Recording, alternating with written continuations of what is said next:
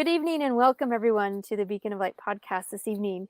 Tonight we have for our Unite in Light Domestic Violence Conference an amazing guest. Her name is Illa Lynn, and she's going to be talking to us about a big part of making plans.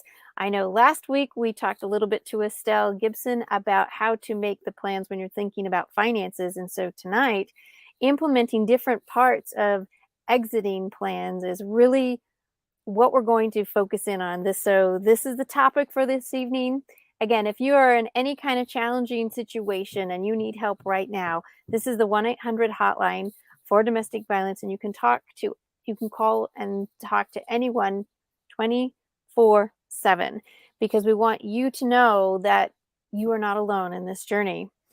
Here we have the supporters toolkit, so anyone can connect and help. And if you want to be part of the solution, if you are the one that holds the bag, if you are the one that helps to pick up the kids, if you're the one that holds the key to the safety deposit box, like we learned last night, would be amazing. So everything that we have going on here is important. We now have just two left. We have tonight, the 25th of October, and then again on Thursday, the 27th. I can't believe how fast the month has gone. But Illa, she has written an amazing book called Uncover Authentic You. And we'll talk a little bit about this as well to give her those supports. And finally, in the Unite in Light Domestic Violence Conference, this website is where you can go and get a lot of information, good supports all across from all of the speakers and presenters. And when you click the Eventbrite link, you will be able to get then a free PDF from all of our amazing speakers. And Illa has some great information for us this evening.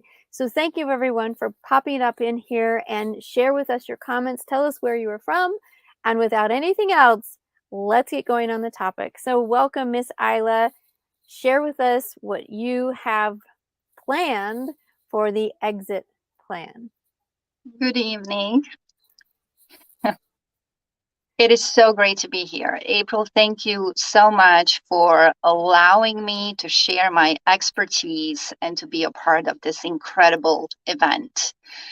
I have been someone who has survived threefold narcissistic abuse, not just as a child, but as a woman and a partner, and professionally not too long ago. So I'm no stranger to being criticized, judged, belittled, devalued on every single front in my life. And when I was in my middle 20s, I went through exit plan myself. At that time, I did not have the resources that we have right now. And I did not know where to start. It was a trial and fail. And from that point on, I kind of immersed myself in helping others in terms of mental health, feeling better, overcoming anxiety. And I studied psychology to understand human behavior better, because I could not understand how is it that some people can hurt people so badly and not care about the consequences or anything that the other might be feeling. And as a child, witnessing my parents' dysfunctional relationship really set me up for failure later on. However, I didn't know that. They say you don't know why you go through different things until later on, because we can only connect the dots backwards, not forward. And so I pretty much immersed myself, learned everything there is about narcissistic abuse and how to help others. I am happy to report that in my business, I was able to help a dozen of women this year start new lives, escape their abusers, and a few of them have actually gotten on to get married and find love again. And so I'm here to spread the news that there is a way out, that you can get out and rebuild your life. It's not going to be easy by any means, but the resources you have right now are going to allow you to do that much more smoothly and much more self-assured because you're going to get to a place where you are back in control, where you feel like you don't have to walk on eggshells, where you need to justify why you feel a certain way. And so that sense of freedom is going to enable you to move mountains. And so I'm very happy to be here to be able to help the next person do the same thing, because there is a way out, there is a life after abuse, and there is also a way to fall back in love again. Beautifully said. The connection, the opportunity to get out, the hope that that gives, that there is life after that. I think there's a fear factor, right, where we know we have to go, and then there's this all unknown, and then we look back at what we know, even though it's not healthy, and we think, "Ah, maybe this is okay. Maybe just a few more years. I don't," because that looks so scary. I'm not sure. But you're telling me there is life afterwards. There is hope afterwards, and there's even love Yes, after. But absolutely, making that all of the exit above. plan is the point, that pivot point, right?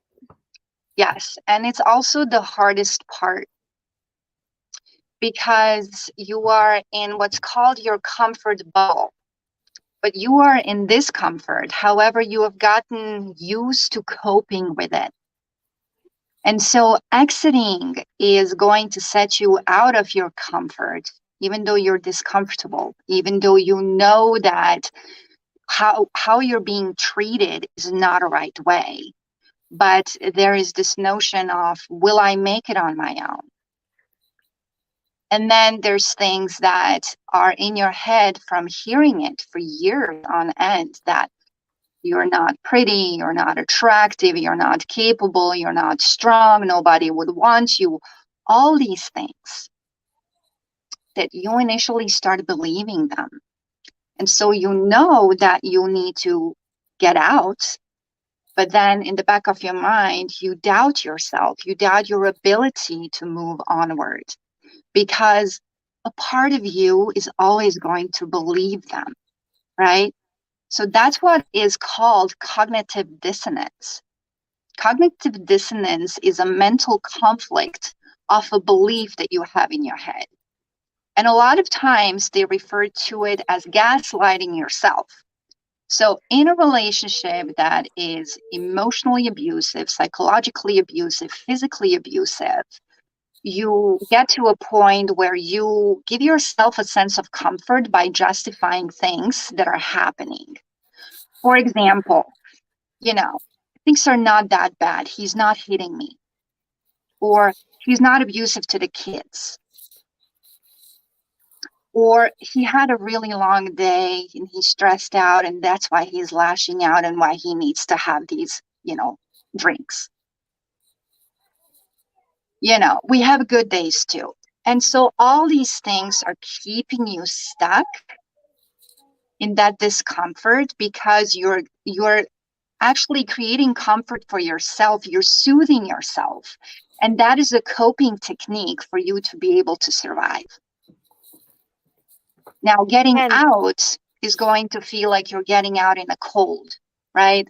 So it's safer to be here because you're in somewhat a control as to, how he's going to react. Like, you can probably predict from the time he walks through the door whether or not you're going to have a good evening or you're going to have a bad evening. And so you adapt to that. And in those changes and that adaptation, it is feeling a little bit predictable, but it's not healthy. It's not okay. We know these things, and then the cycle starts again, right? Our own gaslighting starts again. Well, just like you explained, acceptance of this. Well, this is okay, but.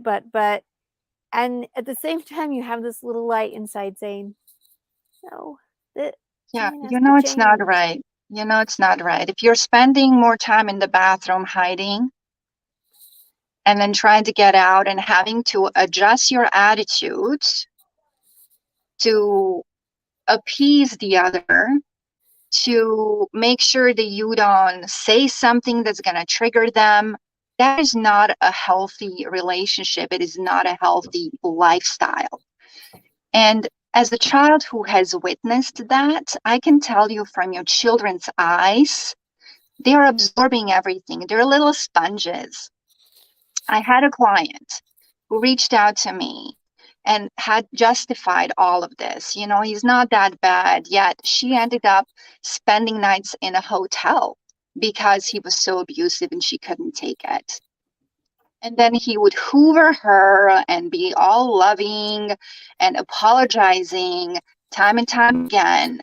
And she would go back to him thinking, okay, I don't want to break up my family.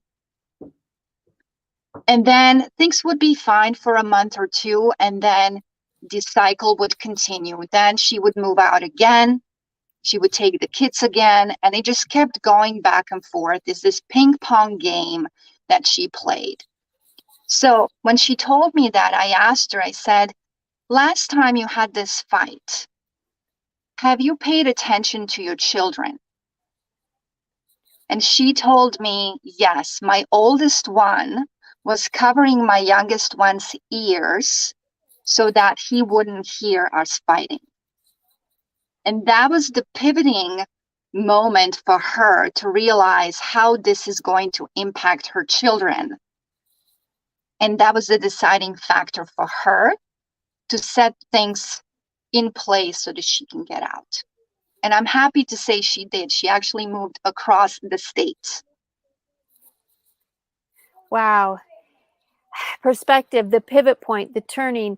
And as we go through to support someone who is in this journey of going back and forth and back and forth, they themselves need to come to the realization, and then they will know for themselves when the timing is right. And if we are in that place to give support, their success is so much better. And you were definitely a place of support, right? The conversation, the back and forth, the you I'm sure you never said to her, "Oh, well, this will be the last time I'm going to be talking to you because you keep going back." Right? You didn't give her any parameters. You just No, on gave her a average, it takes you perspective. 7 times to try and leave. Seven Yeah, times. 7 times. I mean, I had someone who left 13 times and came back. Yeah, it's really something that is a struggle, and that's why the support system is so crucial. But the problem is that they tend to isolate you from your support system. They tend to move you across the country, or they start saying things about your family that are not true. And so you gain a different picture, a different perception. You start believing them. Or maybe your family comes to you and says, look, we know what's happening, but then you defend him or her. It just depends, on what is happening, because you know that he's your sense of security, right? I mean, he's your husband, he's your partner, he's your significant other, he's a father of your children, or she is a mother of your children. And so you do your best to protect them, even though you know that they're not being nice, they're not being loving. Love should not hurt. Love is not painful. Love is not self-sacrifice to that point. Love is supposed to be gentle. It's supposed to be safe. You're supposed to feel like you want to come home and not to escape it. And a lot of you may not be working. And that's another way of isolating you from the world, which means that he's the only provider for you and you rely on his finances. So he has a control over you. And when you're in that spot, you think there's absolutely no way because I rely on him for so much. But there is a way to connect with people. If you have children, you have an excuse to get out of the house, to talk to the principal, to join PTA, to involve yourself in community activities, volunteer.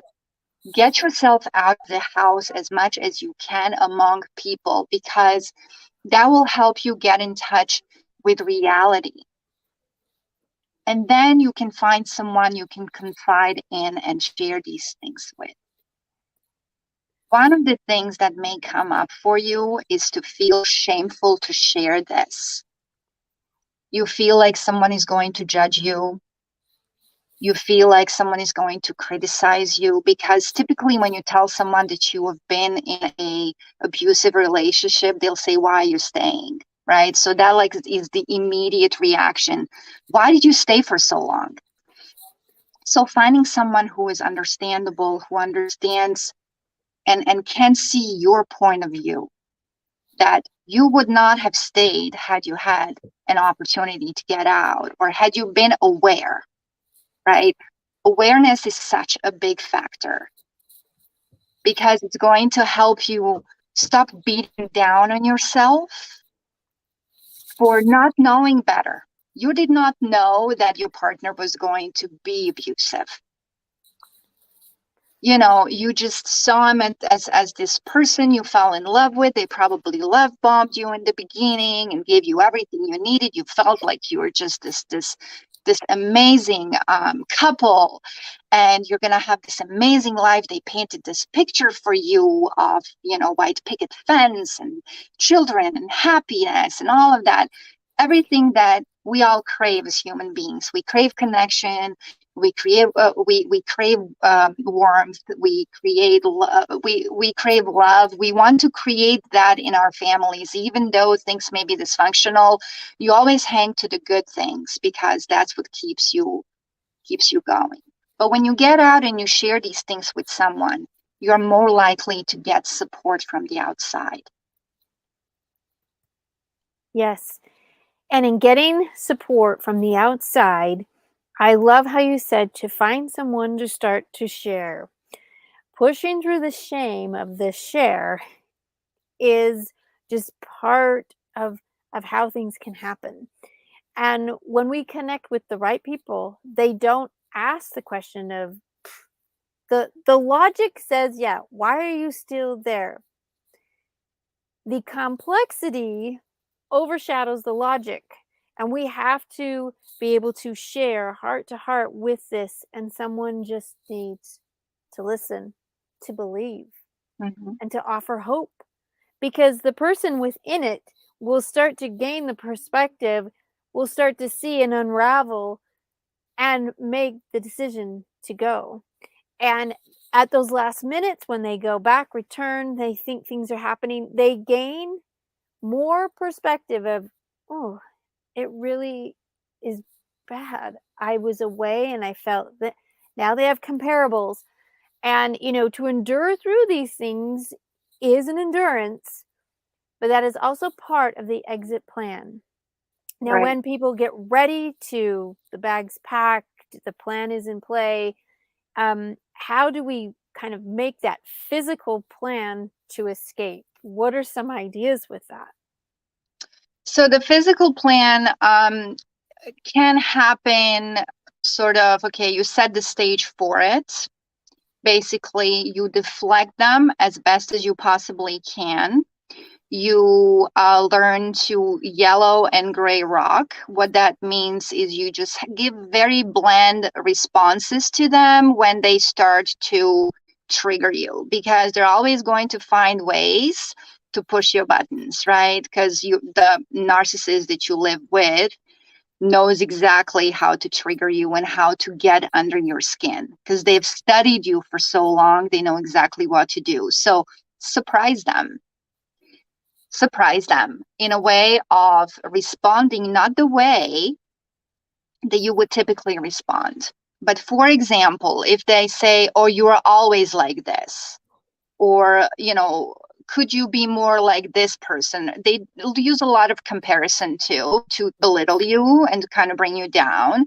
And what you can say is, you can say, I cannot help how you feel about me, right? Or you're entitled to your opinion. So there is a method called JADE, JADE. J stand for do not justify. A stand for do not argue. D stands for do not defend yourself. And E stands for do not explain. When you imply the jade method, you deflect them and you don't allow them to play the ping pong game with you that they want. And that's how they feed their, their fetish of making you shaken up, of you feeling like, oh my gosh, I feel horrible about myself, crying. Crying sometimes gives them so much food that they continue to do this. But when you learn to yellow and gray rock, then you can distance yourself and you're going to feel at ease. You're going to feel a lot less anxious and a lot more in control, which will give you the ability to figure out, okay, first step for me is to figure out if I have children, what are legal ramifications of me separating and leaving? Second is looking into everything that has happened to date. Is it documented? Keep a journal somewhere safe, or send yourself an email every time something happens, explaining in detail what happened.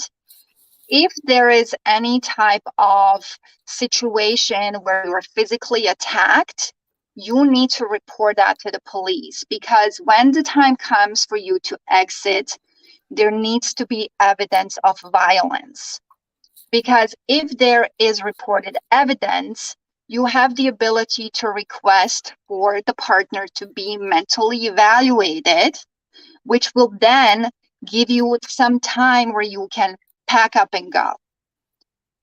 Sometimes there is no time. If you are in a position where you just have been beaten down so much and you just can't stand it anymore, then you just go straight to the police. And then you figure the rest out. Sometimes that would mean walking away from your children. I had someone who shared with me that she went to work, and on the way to work, she was on a bus and she kept driving past her house. She did not exit the bus. She just kept driving down and went to the police station. Her kids were at home with her husband, and so she filed a report. They went and got him. He brought the kid, and everything got sorted out. But the problem is, of course, that you're going to have that fear, right? So you need to prepare yourself mentally. And that's where that support from the outside comes in. You need someone to be able to talk about this with. Someone who can offer you a shelter or a room, somewhere where you can be safe. For me, it took me 6 months. What I did is I got myself a PO box, just so that whatever I was doing, I needed to have an address. It wouldn't go to my home address. It went to my PO box, which I only had the key for. And with that, I coordinated with my friend to be able to come and pick me up at a certain time, because the person would be at work.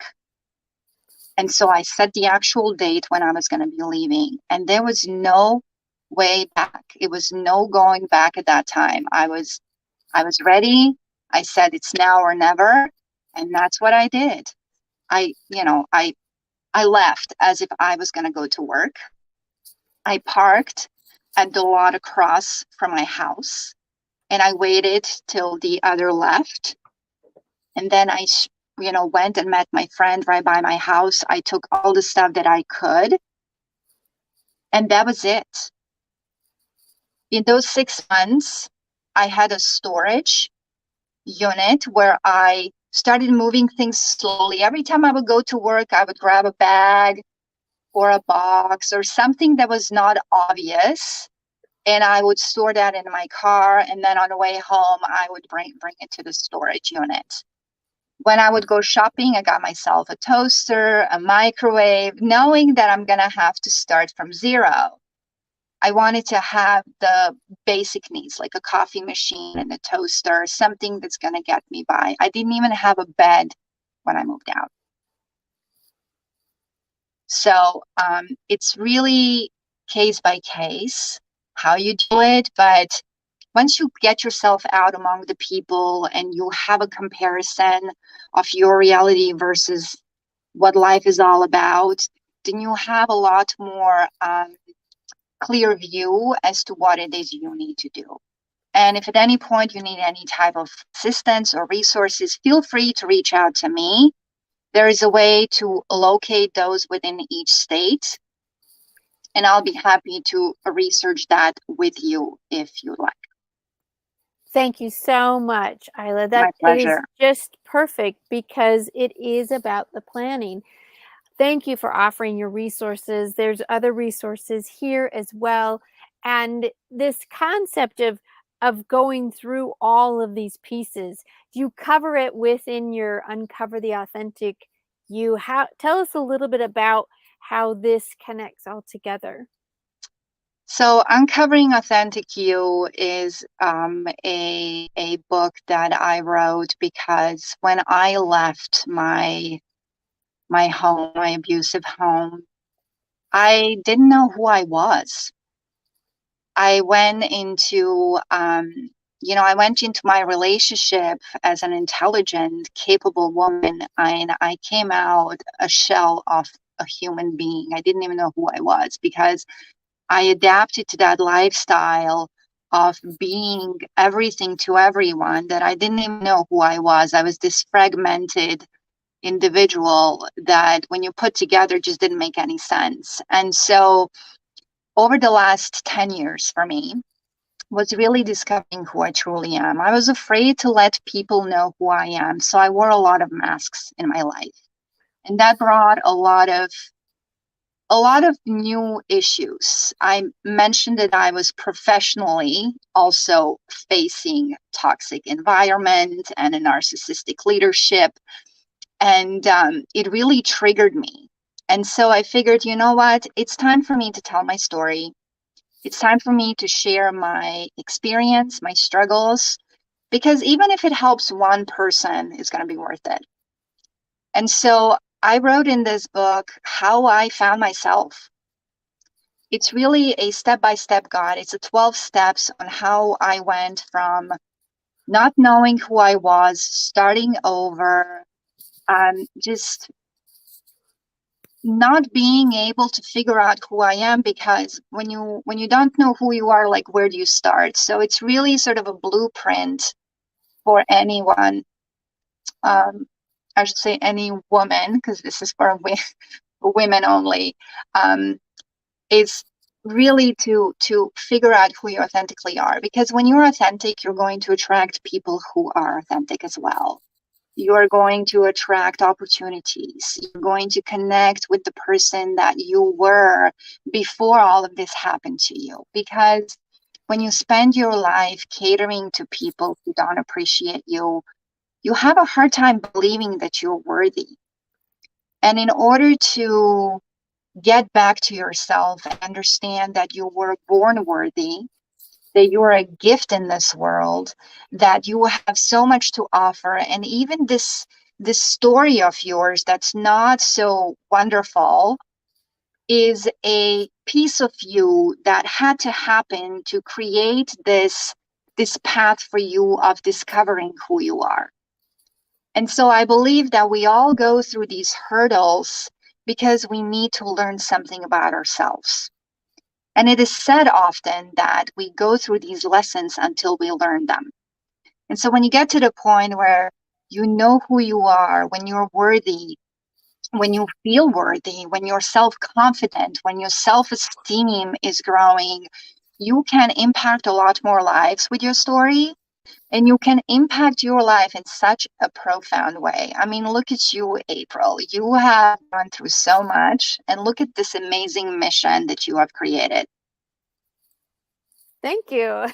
Like back in the days, I'm sure you didn't think that any of this would make any difference, but look at you now. So now connecting the dots backwards, look how much impact you have made.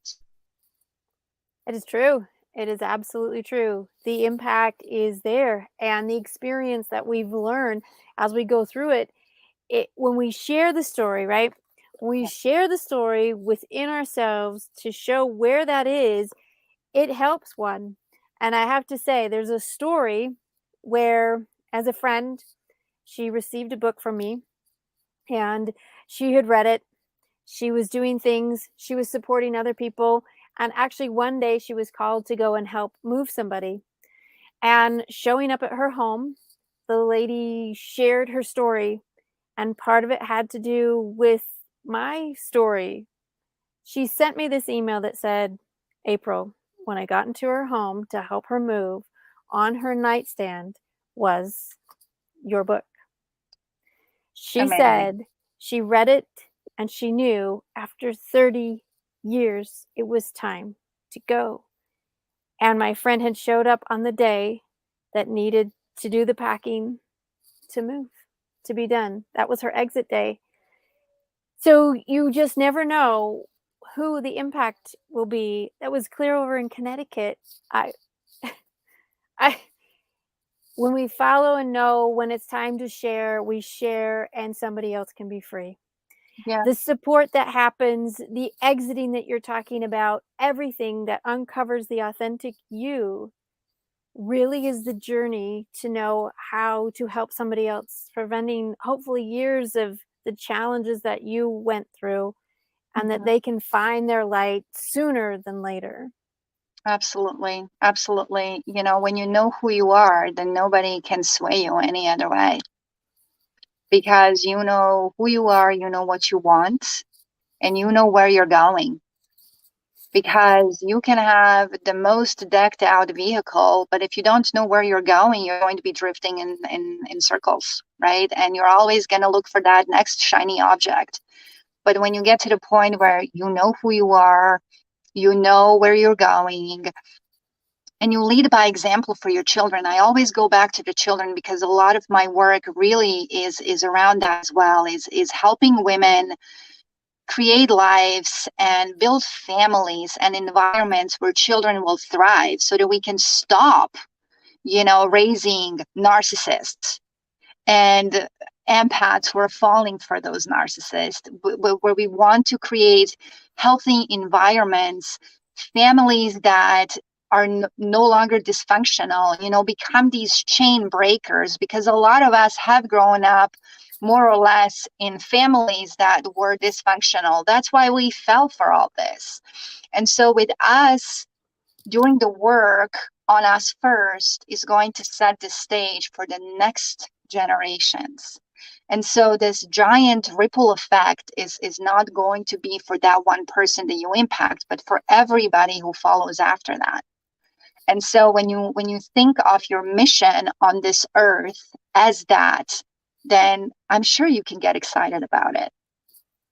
Absolutely. And that is the light. That is that whole connecting piece. And I'm so glad you talked about families and breaking this chain, because it does lead back to prevention. All of the steps that we've talked about within the conference lead to ultimately healthier societies, healthier families. And when we have that health and understanding, we won't fall for it. And less and less and less men will grow up to become those narcissists. They won't need to have that power and control because their voice can be heard and justified and loved as a little one. And they will see good examples, and they will see to know how it is to protect, provide, and watch their wives nurture, and watch how the family unit was meant to be. To be exactly, exactly. And that's what makes me get up in the morning. That's what makes me continue this mission. And that's why I felt that it's time for me to unmask finally, and to share these things, and to provide a safe space for someone who is not quite there yet to come and to get the help and the support and the guidance, because we are on this earth. I truly believe this, to help each other. We're not meant to all do everything, right? But we are these pieces that when we come together, we create so much love and so much joy. And isn't that the meaning of life? Yes, absolutely. It is the meaning of life. Illa, thank you so much for being a part of this and sharing how we can focus in creating these exit plans because they're truly uncovering the authentic self that we know we are. And when we find the perspective and when we build our support group, we are able to then leave and find the love and the joy. It is amazing how many women that you have helped just in this year. Families, generational impacts of that will be known, with time, and it will be amazing, similar to my experience, when they reach back and touch and share that the chain is broken, the health has started, and they know themselves. And with joy, they can go forward and live that healthy life. The community is better, society is improved, and families truly can forever love. That is Exactly. I amazing. mean, it is our birthright to be happy and be loved and feel worthy and to live to live, the freedoms to pursue our gifts and our goals and to do it without anybody putting, any pressure on us, judging us, and just crushing our dreams in a sense. But just remember this for the end. You are the power that you're seeking. You have that power within. That glimmer of light within you is still there. You just need to find ways to ignite that inferno in you to be able to get out and pursue all of this. You are God's being, whether you believe in God, in spirit, universe, whatever it is that you associate with in terms of the mighty power, you have that power within, and nobody can take that away from you. And as long as you remember that, you're going to get to places you cannot even imagine. Thank you so much, Illa. Thank you, April. You are so welcome. We will drop down all of the links here that we've talked about tonight. Please connect with Illa. Running on the ticker underneath, you can see how to connect with her. Find your way, shine your light, and let's unite.